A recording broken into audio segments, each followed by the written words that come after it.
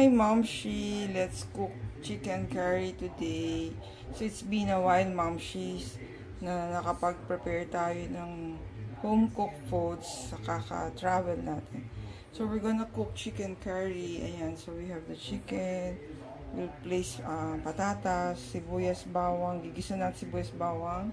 I'm not sure kung dapat lagyan ng garlic, salt, or patis kasi it's been a while nga na nag-cook tayo, or enough na yung chicken curry natin for our meal today. Isa na natin ang sibuyas, bawang, paano lang natin brown, and then we'll place the chicken. Sangkutsa na natin ang chicken, or sinasangkutsa natin ang chicken, or stir ba yan, bago natin lagay ang ating patatas and curry. So we decided hindi natin lalagyan ng garlic, salt, and patis. Parang, remember, yan lang is enough na. So yan, let's wait na masir or makasangkot siya ang ating chicken before lagay natin ang ating mga curry cubes. Una natin nilagyan ng water kasi parang may water lumalabas sa chicken. Later na natin, pagka tapos na siguro after 10 minutes, natin lagyan ng water and the cubes and the potato.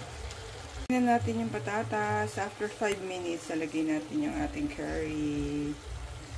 Sana masarap ang ating chicken curry for lunch today. Magustuhan ng ating Popsi. The chicken curry cubes.